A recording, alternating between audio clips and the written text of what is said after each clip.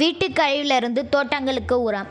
கிராமப்புறங்கள் மட்டுமன்றி நகரங்களில் மாடியிலும் வீட்டின் பின்புறங்களிலும் தோட்டம் அமைத்து காய்கனி செடிகள் வளர்ப்பது அதிகரித்து வருகிறது. இயற்கை உரம் தயாரிப்பது எப்படி? நாம் அன்றாட சமையலுக்கு பயன்படுத்தும் காய்களின் தோல், கழிவுகள் போன்றவற்றை சிறந்த உரமாக பயன்படுத்தலாம். வெங்காயம், உருளைக்கிழங்கின் தோல்கள், பயன்படுத்த முடியாத தக்காளி, இலை கழிவுகள் போன்றவற்றையே குப்பையில் கொட்டுகிறோம்.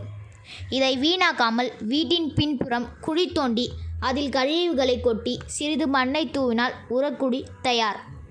இதேபோல பயன்படுத்தப்பட்ட டீத்தூள், முட்டையோடுகள், ஆடு மாடுகளின் சாணம் கூட சிறந்த உரமாக தயாரிக்க பயன்படுகின்றன.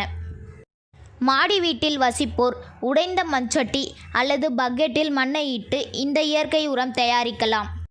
இக்கழிவு நல்ல வெயில் படும்படி இருக்க வேண்டும்.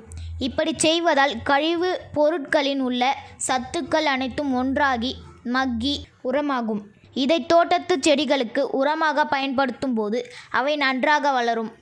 இதனால் சுவையான காய்கனிகள் கிடைக்கும். இந்த வீடியோ உங்களுக்கு பிடிச்சிருந்தால் நம்ம ஊர் கலாச்சார சேனலை சப்ஸ்கிரைப் பண்ணுங்கள். மேலும் இது போன்ற வீடியோக்களை பார்க்க பெல் பட்டனை ப்ரெஸ் பண்ணுங்கள்.